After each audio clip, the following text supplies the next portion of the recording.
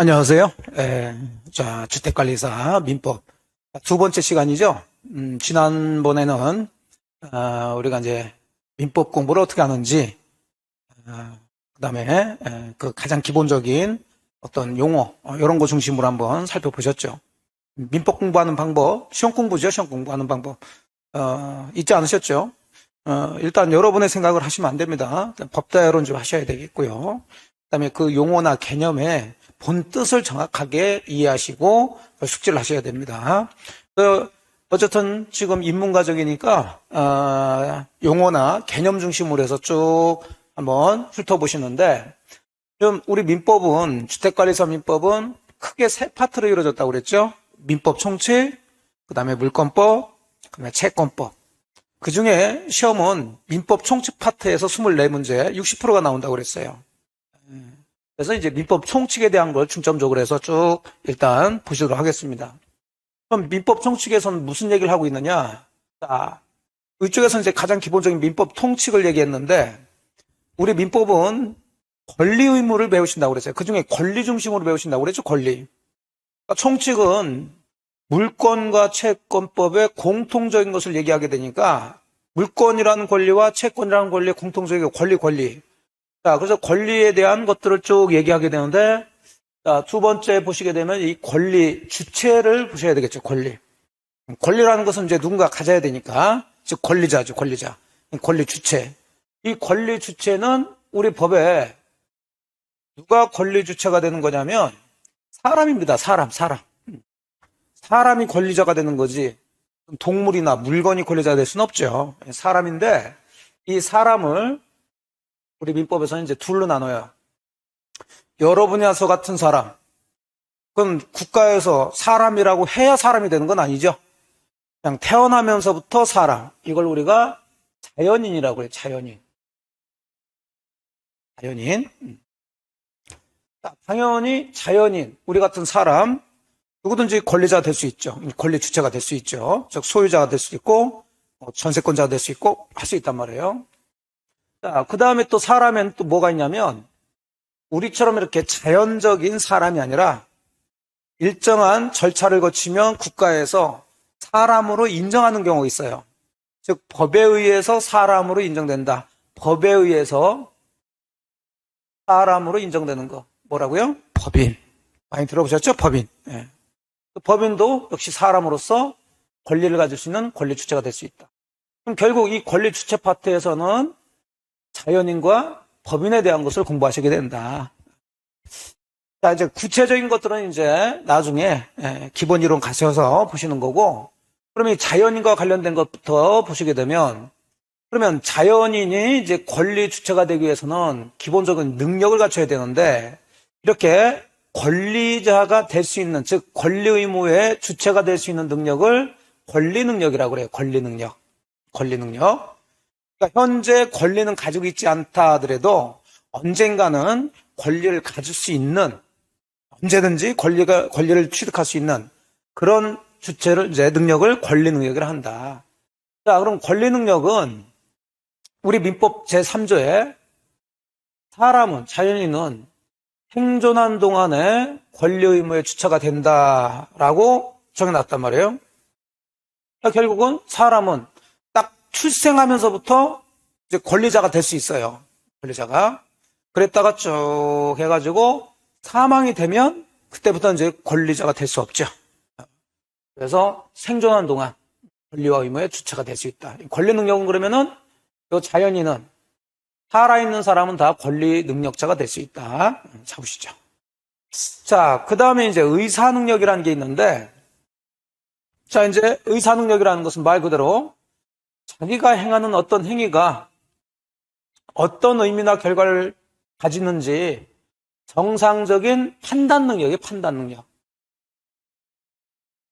이것을 우리가 의사 능력이라고 합니다. 의사 능력. 그러면 의사 능력을 가진 사람과 의사 능력이 없는 사람이 있을 텐데, 의사 능력이 없는 사람들을 우리가 의사 무능력자라고 그래요.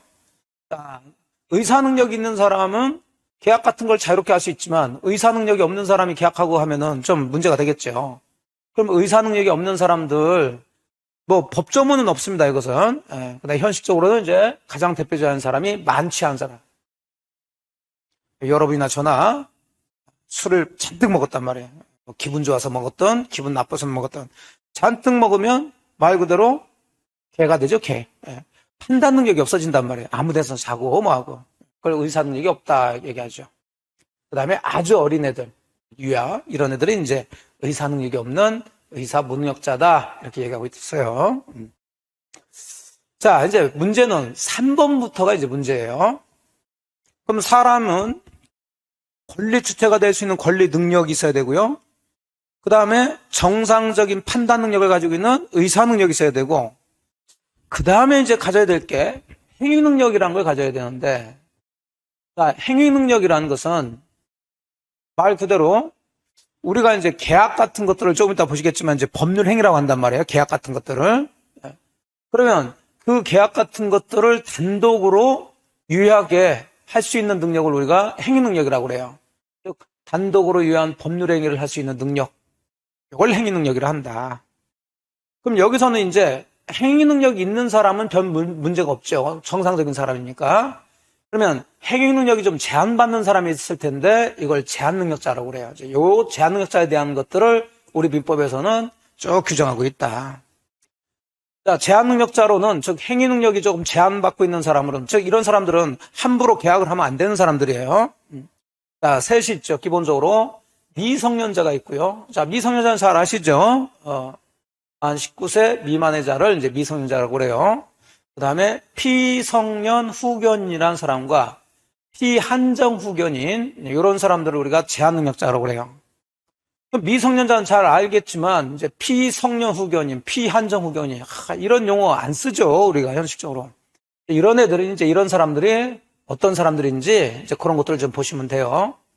자, 우리 민법에서 이런 미성년자든 피성년 후견이든 피한정 후견이든 자, 이런 사람들을 전부 다 제한 능력자라고 잡아놓은 이유는 결국 이 사람들은 좀 이따 보시겠지만 뭔가가 조금 부족하다는 얘기예요. 능력 면에서. 그래서 이런 사람들은 보호를 해주기 위해서 자, 미성년자, 피성년 후견인, 피한정 후견인 제한 능력 제도를 두게 돼요. 그래서 나중에 이제 구체적으로 배울 때 되면은 이런 사람들이 나온다 그러면 이 사람들은 절대적으로 법적으로 보호가 돼줘야 됩니다. 보호가 돼줘야 돼요. 함부로 뭐 계약을 했다. 그럼 그 계약을 취소해서 줬던 거 다시 찾아올 수 있고 이렇게 만들었다는 얘기예요. 그렇게만 잡으시고 이제 피성년 후견인, 피한정 후견인 들어가시는데 피성년 후견인, 피한정 후견인 들어가기 전에 미성년자에 대한 미성년자가 할 수 있는 행위, 행위 능력을 봅니다. 자, 미성년자는 행위 능력이 좀 제한되는 제한 능력자라고 그랬어요. 그래서 우리 민법 제5조에서는 미성년자가 법률행위, 자, 법률행위 그럼 일단은 계약을 하고 보세요. 계약. 자, 미성년자가 계약을 하려면 단독으로는 할 수 없고 법정 대리인의 동의를 얻어야 된다 그랬어요. 미성년자의 법정 대리인 누구냐면 부모. 그러니까 미성년자는 예를 들어서 한 17살짜리 얘가 부동산 같은 걸 가질 수 있죠. 소유할 수 있어요. 뭐 부동산이라고 그러면 좀 뭐 한다 하더라도 어쨌든 자기의 어떤 무슨 뭐 노트북이라든지 아니면 자기 물건이 있겠죠. 자, 그 소유권은 가질 수 있죠. 왜? 권리 능력은 있으니까, 권리 능력은. 근데 그걸 자기가 다른 사람한테 함부로 팔아. 파는 것은 함부로 단독으로 하면 안 된다. 부모의 동의를 받아라 그런 얘기죠. 근데 요즘은 뭐 그게 조금 좀 그렇죠. 요즘 뭐 당근이다 뭐다 해가지고 막 이렇게 사고 팔고 하는 거 뭐 미성년자인지 먼저 알 수가 없죠. 어쨌든 법적으로는 그렇다. 동의를 받고 해줘야 돼요. 동의를. 단독으로 하면 안 돼요. 뭐 그러나 권리만을 얻거나 의무를 면한 행위는 그러지 않는다. 이런 것들은 이제 보지 마시고 일단 기본적인 것만 보세요. 그럼 부모의 동의를 받고 계약을 해야 되는데 이 미성년자가 부모 동의 없이 계약을 했다. 그럼 그 행위, 즉 계약은 취소할 수 있어요. 무효가 되는 게 아니라 취소할 수 있습니다. 취소. 이 정도 좀 기억을 하시고. 자, 피성년 후견이라는 사람 이제 들어가죠. 피성년 후견인. 발음도 잘 안 되죠. 그러니까 이런 것들을 이제 처음 공부하신 분들은 자꾸 익숙하게 말을 할 수 있도록 왜 우리가 외국어를 잘 하려면은 자꾸 외국어 말을 해야 되죠. 그래야지 입에서 좀 나온단 말이에요.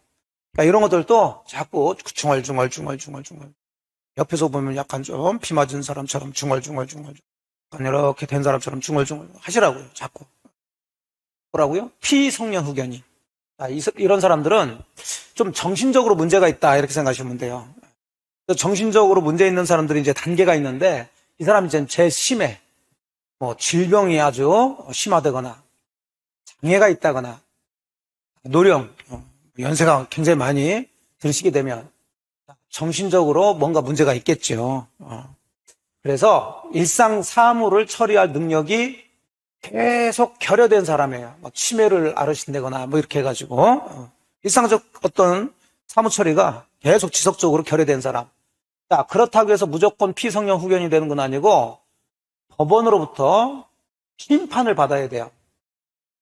일정한 자가 청구해가지고 법원이 이 사람은 자, 그냥 놔두면은 안 되겠다. 이 사람 피해를 볼 수 있으니까 피성년 후견으로 심판을 하면은 이 사람 이제 피성년 후견이 돼서 법적으로 좀 보호를 받는다 그 얘기입니다. 그러니까 아무리 정신적으로 뭐가 있다 하더라도 법원으로부터 성년 후견 개시 심판을 받기 전에는 피성년 후견인은 아닙니다. 그러면 이 사람이 피성년 후견인으로 심판받았다. 그래서 제가 조금 뭐한 얘기지만 뭐 피성년 후견인 이렇게 말하기 뭐하죠. 그럼 제가 이제 이런 분들 얘기하면 머리에 꽃을 3개씩 꽂고 다닌다. 제가 이렇게 할 거예요. 그건 뭐 피하고 그런 건 아니고 그냥 공부를 위해서 한 거니까. 그럼 이 사람들이 이제 행위 능력, 즉 계약할 능력은 뭐냐? 아까 미성년자는 단독으로 하면 안 되고 법정 대리인 부모의 동의를 받아서 해야 된다고 그랬고요. 자, 그런데 부모 동의 없이 지가 단독으로 계약을 했다. 그럼 그 계약은 뭐라고요? 취소할 수 있다고 그랬죠. 취소. 이건 이제 피성년 후견인이 법률행위는 이건 그럼 이 사람을 보호하기 위해서 이제 후견인이 나온다면 후견인이 이 사람을 보호하기 위해서 그러니까 후견이 필요한 사람이에요. 이게 후견이 필요한 사람인데 이때는 동의받고 하고 그런 거 아니에요. 그냥 무조건 이 사람이 한 계약은 취소할 수 있어요. 이거는 동의를 받고 해도 이것은 취소할 수 있어요. 정신적으로 굉장히 심하게 좀 정신적으로 제약이 되는 사람이니까 치매 같은 거 생각하시면 됩니다. 취소할 수 있습니다. 물론 예외적으로 할 수 있는 게 있는데 일단 기본법적만 들어가시고 다시 한번 보시면 피성년 후견인의 법률행위는 법률행위는 그럼 계약을 하고 해석하시면 돼요. 원칙적으로 성년 후견인의 동의 없이 한 경우는 물론이고 동의를 얻어서 한 행위도 취소할 수 있어요. 뭐 동의 받아서 하고 그런 건 아니에요. 이거는. 자, 그럼 비교합시다. 미성년자는 법정 대리인 부모 동의가 있으면 그 법률행위는 취소할 수 없죠. 부모가 동의했으니까. 근데 피성년 후견인은 동의 없이 했던 동의를 받아서 했던 이 사람이 한 행위는 취소가 돼요. 취소가. 차이점 좀 잡으시고. 자, 7번에 이제 피한정 후견이라는 사람이 있는데 여기도 이제 피후견이까지는 같은데 자, 성년을 한정으로만 바꿨죠. 그러니까 이 피성년 후견인보다는 조금 낫다고 보는 거예요. 똑같이 질병이나 장애나 노령인 그 밖의 사유로 정신적인 문제가 있는데 자, 이제 그 정신적 문제로 사무 처리할 능력이 피성년 후견은 지속적으로 사무 처리를 전혀 할 수가 없는 사람이지만 이 사람은 좀 부족한 사람이에요. 좀 부족해. 피성년 후견인보다는 조금 낫죠. 역시 이 사람도 법원으로부터 한정 후견 개시 심판을 받아야 돼요. 그래야지 이제 피한정 후견인으로서 기본적으로 보호를 받게 된다. 자, 그럼 이 사람은 그 법률행위 계약을 할 때 그 행위 능력이죠. 피한정 후견인의 행위 능력은 기본적으로 인정돼요. 즉 법률행위를 할 수 있어요. 자, 그러니까 이건 취소 사유가 아닙니다. 취소 사유가 아닌데 거꾸로 이제 법원이 피한정 후견인이 한정 후견 동의를 받아서 할 계약을 범위를 정해놓을 수 있어요. 요거는 이제 원칙적으로 본인이 할 수 있는데 단독으로 할 수 있는데 자, 이런 행위는 좀 중요하니까 법원에서 요거 할 때는 그 후견인의 동의를 받으세요라고 정해놓았다는 얘기죠. 그러면 법원에서 요 후견인의 동의를 받아야 될 범위를 정해놨는데 그 범위 안에 있는 행위를 하면서 요 후견인의 동의를 받지 않고 했다. 그러면 취소할 수 있는 거예요. 취소할 수 있는 거예요. 자, 약간씩 다르죠. 자, 정리해 봅시다. 미성년자는 부모, 법정대리인의 동의를 받아야 법률행위를 할 수 있죠. 그래서 동의를 받으면 그 법률행위는 취소할 수 없어요. 다만 동의 없이 법률행위, 즉 계약을 했을 때는 취소할 수 있죠. 근데 피성년 후견인은 후견인을 동의 받든 안 받든 상관없이 기본적으로 취소할 수 있습니다. 안 되는 거예요, 단독으로는. 근데 피한정 후견인은 원칙적으로 법률행위를 할 수 있어요. 누구 동의 받고 안 받고 그럴 필요가 없습니다. 다만 법원에서 범위를 정해가지고 그 후견인을 동의를 받아야 될 행위를 정해놓을 수 있다고요. 그러면 법원에서 정해진 이 동의를 받아야 될 이 행위를 할 때는 후견인의 동의를 받아야 되는데 동의를 받지 않았다? 그러면 취소할 수 있습니다. 다시 한번 보시면 피한정 후견인은 원칙적으로 행위 능력을 가지니까 그냥 유효하게 법률행위 계약을 할 수 있어요. 다만 법원은 그 한 후견인의 동의를 받아야 될 행위 범위를 정할 수 있는데 그 범위 내에 있는 행위를 하면서 후견인의 동의 없이 했을 때는 이건 취소할 수 있다. 그래서 미성년자, 피성년 후견인, 피한정 후견인 이런 사람들을 묶어서 제한능력자를 한다. 제한능력자. 자, 조금 처음 공부하신 분들 이런 용어가 좀 익숙치 않죠. 그러니까 공부하시는 거예요. 공부하시는 겁니다. 처음부터 여러분이 다 알게 되면 공부할 필요가 없죠. 그냥 다 알았다면 나 이런 거 다 알아. 그럼 가셔서 이제 그냥 시험만 보시면 되는 거지.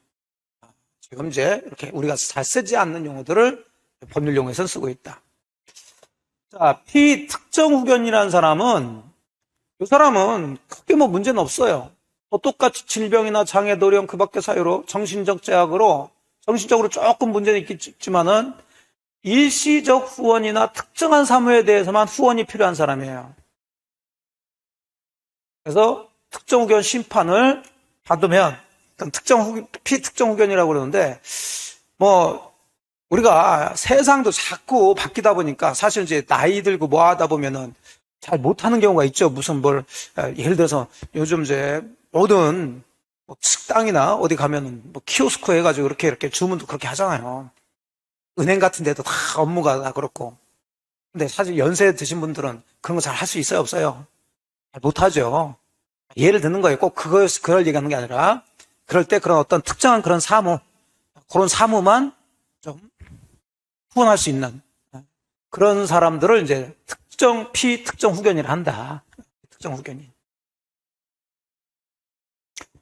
다만 그 특정 후견 심판은 본인이 괜찮다. 그러면은 심판할 수가 없어요. 예를 들면 이게 은행 업무 보는데 연세 드신 분 잘 모르시잖아요. 그럼 누군가가 도와주려고 그래. 특정 후견 그 의미란 말이에요. 그게 정상적인 법적으로 그건 아니지만 그냥 은행 업무 특정한 사무를 도와줄 수 있죠. 근데 그 연세 드신 분이 나 괜찮아. 괜찮아. 내가 할래. 그러면 할 필요가 없다는 거지. 그런 식으로 이제 정리를 하시면 돼요. 이렇게 해서 이제 권리의 주체에서 능력을 이제 보시는 거예요. 능력. 권리의 주체에서는 권리 주체는 사람인데 일단 자연인이 있고 법인이 있다. 그 중에 자연인과 관련해서는 이제 그 자연인의 능력을 보시는데 능력은 기본적으로 세 가지로 나눠진다. 첫 번째 권리 능력이라는 게 있죠.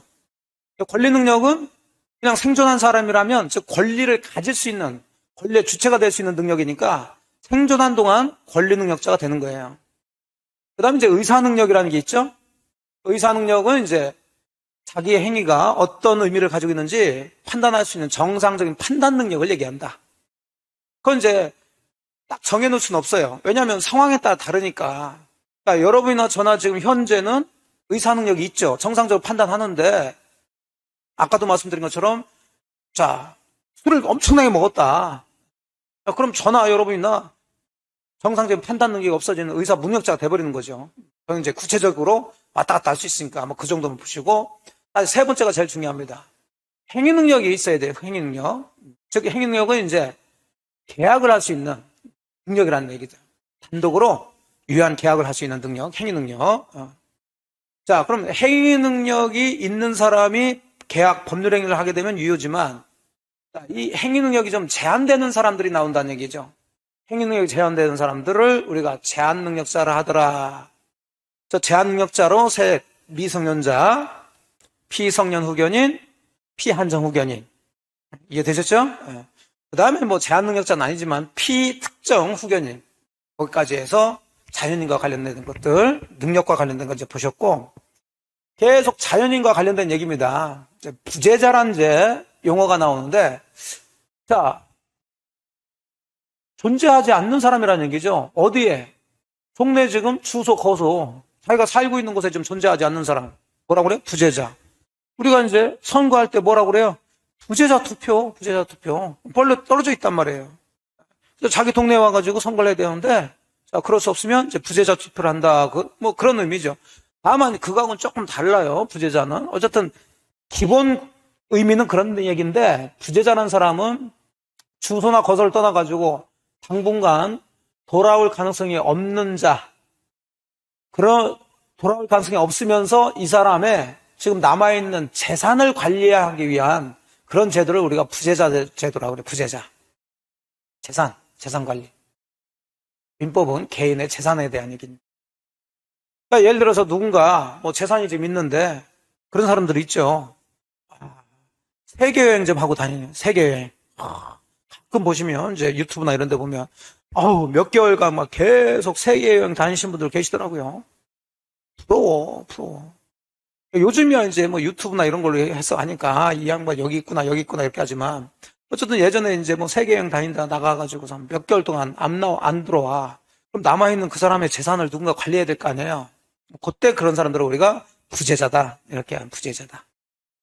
그래서 이제 부재자 재산 관리에 대해서 관리인을 선임했을 때 하고 선임하지 않았을 때 뭐 이런 얘기들이 쭉 나오게 됩니다. 자, 실정선고는 실정선고 많이 들어보셨죠? 실정선고 말 그대로 부재자 중에서 이제 생사불명 상태에 있는 사람이에요. 부재자가 떠나가지고 예를 들어서 여행을 해외여행을 막 다니더니 그 사람이 여행하는 곳에 사고가 난 거예요. 이거 살았는지 안 살았는지 일정 기간 계속 해더란 얘기죠. 그럼 문제는 이 사람이 남아있는 재산이 있는데 이게 사망했다는 게 확인돼야 뭐 상속을 하든지 뭘 하든지 뭐 이런 게 되는데 이게 지금 불명확하다는 얘기예요. 불명확해. 자, 생사불명의 상태가 일정 기간 계속됐을 때 자, 사망했을 것이라고 추측이 강한 경우에 일정한 자의 청구에 의해서 법원에서 그냥 실정 선고를 하게 되면 이 사람은 이제 사망한 것으로 의제가 되는, 간주가 돼버리는 거예요. 그래서 뭐 상속이나 이런 것들이 이제 개시가 되는 거죠. 그걸 우리가 실정 선고제도라고 그러죠. 가볍게 이제 실정 선고에 대해서 나중에 이제 배우시게 되고요. 자, 여기까지가 이제 권리 주체 중에 뭐에 대한 얘기냐면 자연인에 대한 얘기, 자연인에 대한 거. 이런 것들 이제 시험 문제 나중에 기본서 가지고 구체적으로 이제 배우시게 되고요. 자, 그 다음에 권리 주체가 될 수 있는 것은 자연인뿐만 아니라 누구도 될 수 있다고요? 법인이요, 법인. 또 법률 규정에 의해서 권리 능력이 인정되는 이걸 단체를 법인이라 하더라. 자, 법인은 기본적으로 사단법인과 재단법인으로 나눠지는데 사단법인은 말 그대로 사람의 집합체, 사람이 모여 있는 거죠. 일정한 목적을 위해서 결합한 사람의 집단을 사단이라 한다. 그걸 사단법인이라고 그래요. 사단법인 무슨 협회 뭐 이런 것들이 있죠. 사단법인은 이제 영리법인이 있고 비영리법인이 있는데 영리법인은 당연히 상법에 적용을 받겠죠. 우리 민법에서는 이제 비영리법인만을 얘기합니다. 비영리법인. 사단법인 중에서도 비영리법인만 얘기해요. 영리를 목적으로 하지 않는 법인. 자, 재단법인은 그럼 뭐냐면, 자, 사단법인은 사람의 결합체, 사람의 집합체지만 재단법인은 재산의 재산. 일정한 목적에 바쳐진 재산에 관해서 법인격을 부여하는 것을 우리가 재단법인이라고 그래요.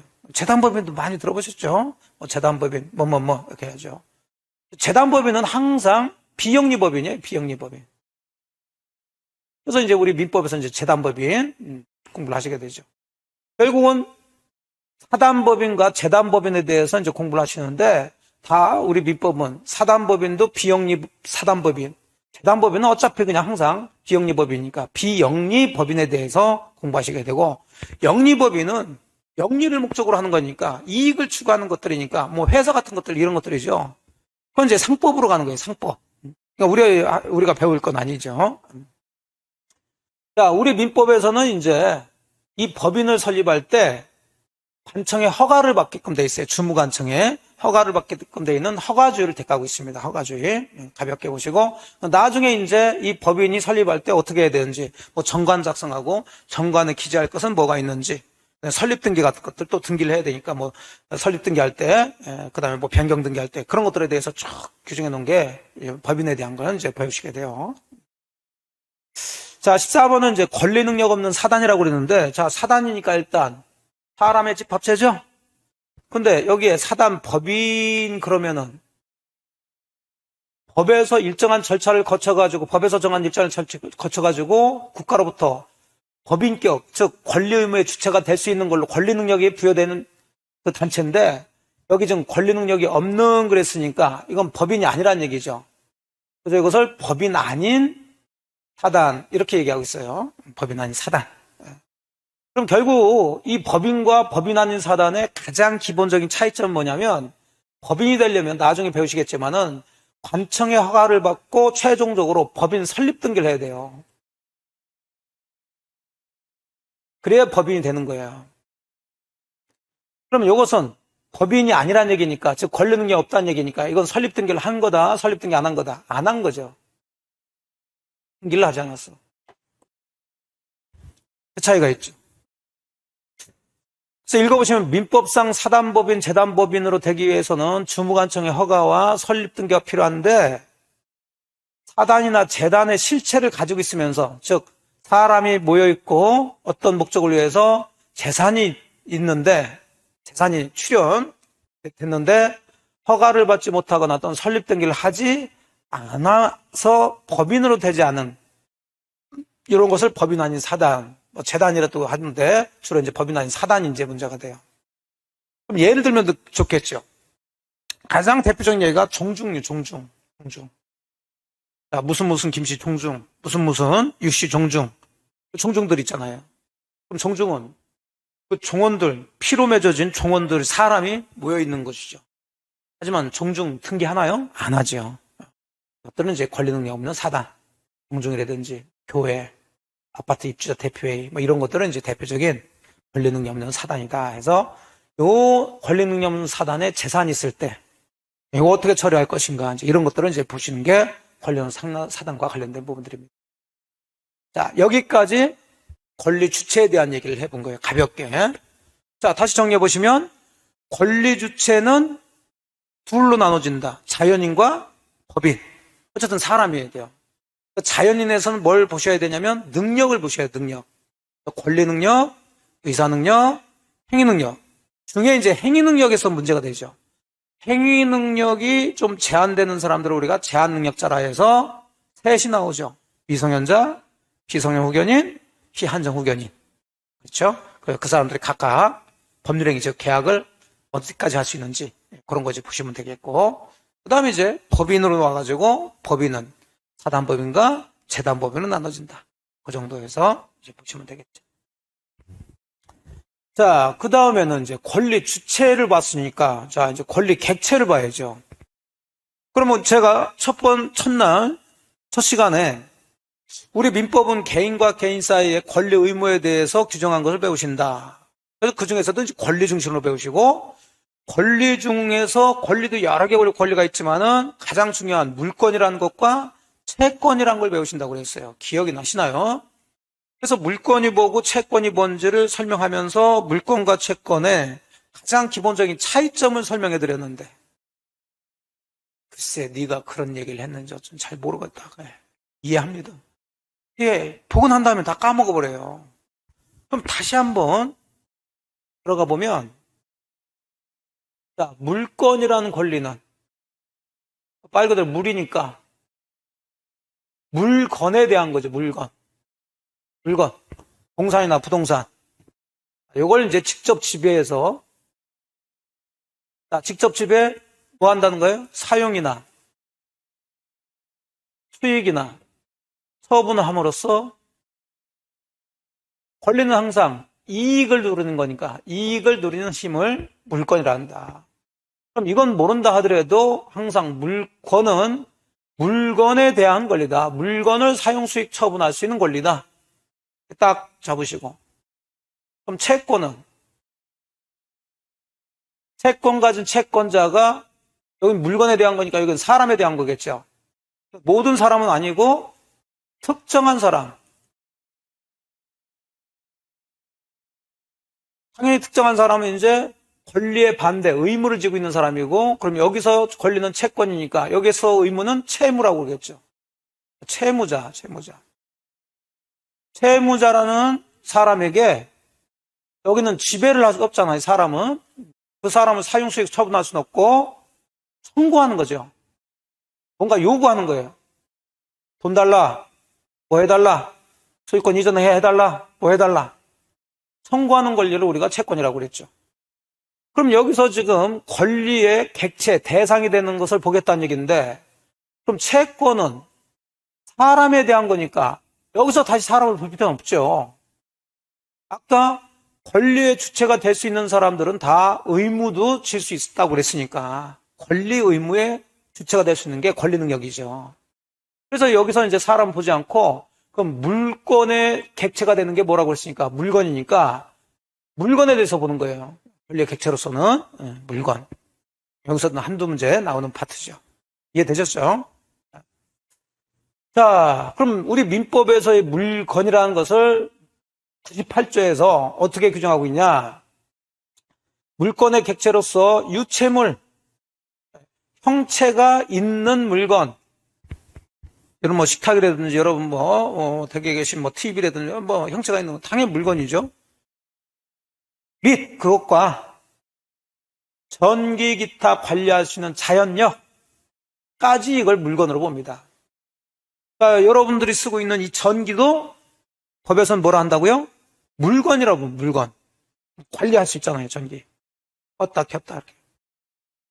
이게 좀 이상하죠? 우리는 보통 뭐 이런 형체가 있는 걸 물건이라 하는데, 물론 그것도 당연히 물건이지만, 전기, 기타 관리 가능한 자연력, 이런 것들은 이제 물건이라 한다. 예를 들어 자연력 같은 거, 전기 같은 거 생각하시면 돼요. 이제 잡아놓으시고. 그러니까 이제 예를 들어서, 지금 여러분이 전기 많이 쓰시잖아요. 그냥 막 가만히 있으면 전기가 들어오나요? 아니죠. 전기 샀어요? 안 샀어요? 그럼 이제 안 샀다고 그러시겠지. 샀잖아. 매달 전기료 내시잖아. 누구로부터? 한전으로부터 사시잖아. 한전으로부터. 물건을 사신 거지. 물건 사신 거예요. 되셨죠? 물건으로 이해하시라고. 자, 이제 물건이라는 큰 틀을 이제 잡으셨어. 그럼 물건에는 종류가 이제 여러 가지가 있는데, 가장 기본이 여러분 잘 아시는 부동산과 통산이죠. 뭐 이건 여러분이 뭐 부동산, 동산 많이 하니까. 근데 이제 조금 법적으로 들어가자고요. 부동산이 뭐냐 그러면은 움직이지 않는 거, 동산은 움직이는 거 이렇게 하지 마시고, 우리 법에서 부동산은 토지하고 당연히 토지, 땅은 부동산이죠. 그리고 그 토지의 정착물을 부동산이라 하겠다라고 99조에서 정해놨단 말이에요. 토지, 땅하고 그 땅의 정착물이래요. 정착물. 그럼 정착물이라는 게 문제가 되는 거죠. 그럼 정착물은 말 그대로 고정적으로 부착된 물건이라는 거죠. 토지에 딱 고정적으로 부착이 돼가지고 잘 이동이 안 되는 거, 이런 것도 부동산을 보겠다는 거죠. 대표로 뭐가 생각나나요? 건물. 다만 건물만 이 정착물로서 부동산을 보는 건 아니에요. 자, 토지에 나무 심었잖아요. 그럼 나무는 뿌리를 딱 뻗어가지고 고정돼가지고 나무 잘 움직이지 않죠. 또 나무들 수목이라고 그러죠. 뭐 여러 가지가 있을 수 있어요. 뭐 교량 다리는 거 이런 것들 이런 것들이 다 이제 정착물로서 부동산이 된다는 얘기입니다. 그럼 동산은 물건 중에서 부동산과 동산으로 나눈다고 했으니까 부동산 빼면 뭐가 될까? 동산이 되는 거죠. 우리 민법의 특징이에요. 결국 기본적으로 둘 중에 하나를 얘기하는 거예요. 그러면 부동산이 토지하고 그 정착물이라고 그랬으니까 요게 아닌 것들은 다 뭐다? 동산이다. 그럼 전기는 동산이요, 부동산이요? 동산이어야 되겠죠. 토지도 아니고 그 정착물이 아니니까. 근데 물건이라고 그랬잖아요. 그래서 부동산 이외의 물건을 동산이라 한다. 그러니까 이게 반대로도 잘 생각하시라고요. 전기 기타 관리할 수 있는 자연형도 동산으로 취급합니다. 동산. 그래서 아까도 말씀드렸지만은 전기, 여러분 사신다고 그랬죠. 그럼 여러분이 한전에 전기료를 내고 그 전기를 사용하는데 옆집이나 다른 사람이 그 한전의 전기료 주지도 않으면서 여러분 집으로 들어오는 전기선을 따가지고 쪼개가지고는 본인이 전기를 사용하더라는 거죠. 자, 그럼 그것은 뭘 훔친 거예요? 동산을 훔친 거예요. 동산. 여러분의 컴퓨터나 노트북 같은 걸 훔친 거하고 똑같아요. 절도죠, 절도. 이해되셨죠? 그런 거예요. 그러니까 좀 법적으로 접근하자는 얘기죠. 그냥 우리가 보통 부동산 동산한다고 부동산 토지 건물이지 뭐 이렇게 하지 마시고, 물론 가장 일반적인 게 토지하고 건물이겠지만 건물뿐 아니라 그 정착물을 다 부동산에 한다. 그럼 동산은 물건 중에서 부동산 뺀 것을 얘기하는 거니까 전기 같은 것도 동산으로 본다. 자, 또 물건 중에는요, 주물이라는 게 있고 종물이라는 게 있는데 여기서 주하고 종이 나오죠. 그럼 이제 쭉 공부하다 보면 여기저기서 주, 종 이 얘기가 나올 거예요. 그러면 당연히 이건 주인이고 이건 종이라는 얘기니까 항상 주, 종 관계는 종이 주인의 운명을 같이 해야 된다는 거지. 이게 물건이든 뭐든 상관없이 기본적으로 이게 권리라도 만약에 이제 주된 권리, 종된 권리 이렇게 들어간단 말이에요. 또 권리 쪽으로 가게 되면 그럼 당연히 종된 권리는 주된 권리하고 운명을 같이 해야 되겠죠. 즉 주된 권리가 넘어가면 종된 권리도 같이 넘어가고 이런 식으로 들어가는 거예요. 항상 주종 관계는 종이 주인과 항상 같이 따라다닌다. 그래야 될 거 아니에요. 종이 뒤따라가면서 다 수발 들고 해야 되니까. 자, 그럼 여기서는 이제 물건 중에서도 주인이 되는 물건하고 종이 되는 물건이 있대요. 그러면 이 종물이라는 게 뭐냐 도대체 그게. 자, 물건 소유자가 그 물건에 자, 이게 주물이에요, 이게. 이 물건 상용, 그래서 상용? 일상적인 사용에 제공, 또 뭐 이바지하는 이렇게도 얘기해요. 이바지하기 위해서 자기 소유 다른 물건을 이에 부속하게 한 경우 요걸 주물이라 하고 요 주물의 상용에 이바지하는 즉 이걸 잘 사용하게끔 제공된 그 물건을 종물이라 한다. 종물. 그래서 얘가 여기 나왔는데 자 주유소 건물이 있으면 그 주유소에서는 뭘 팔아야 돼요? 기름을 팔아야 될 거 아니야. 그럼 뭐가 있어야 돼요? 주유기가 있어야지. 주유기가. 그래서 주유소가 주된 물건이고 주유기가 종된 물건. 횟집이 있어. 횟집. 그러면 이 횟집을 운영하기 위해서는 뭐가 있어야 돼요? 수족관이 있어야 될 거 아니에요. 수족관이. 물고기들 이렇게 담아놓기 위해서. 또 가장 대표적인 게 요즘 여러분 TV를 보기 위해서는 뭐가 있어야 돼요? 리모컨이 있어야 돼요. 리모컨. 그런 의미로 이해하시면 돼요. 그럼 TV가 뭐고? 주물. 리모컨이 종물. 그러면 당연히 종물은 주물 처분에 따라서 같이 처분되게 되겠죠. 일반적으로 그렇다는 얘기예요. 자, TV 있고 리모컨이 있는데 TV가 주물이고 리모컨이 중물일 때 그럼 TV를 다른 사람한테 팔면은 당연히 리모컨도 같이 줘야죠. TV만 팔고 리모컨 안 주고 이러면 조금 문제가 되겠죠. 네. 그래서 종물은 주물 처분에 따르라. 물론 나중에 보시겠지만 이것은 이제 임의 규정입니다. 강행 규정은 아니에요. 뭐 당사자들끼리 그냥 TV만 가져가 뭐 할 수 있다는 얘기지. 어쨌든 주물과 종물이라는 것도 있다. 그래서 종물은 이 주물을 사용하는데 일상적으로 사용하는데 이바지하는 물건이다. 일단 이렇게 잡으세요. 나중에 이제 뭐가 종물이냐 아니냐 이제 이런 걸 구별하실 텐데 기본 개념만 그렇게 보시고 자, 또 물건 중엔 또 원물과 과실이라는 게 원물과 과실 뭐야 이게? 또 과실이라는 걸 보시게 되면 과실이니까 자, 이건 수익을 얘기하는 거예요. 수익. 그러면 이 수익을 발생시키는 물건이 있을 텐데 이 물건을 우리가 원물이라고 해요. 자, 예를 들어서 사과나무에서 뭐가 달려? 사과가 달리죠. 그럼 이 사과를 땄을 때 이 사과가 뭐가 될 거고? 과실.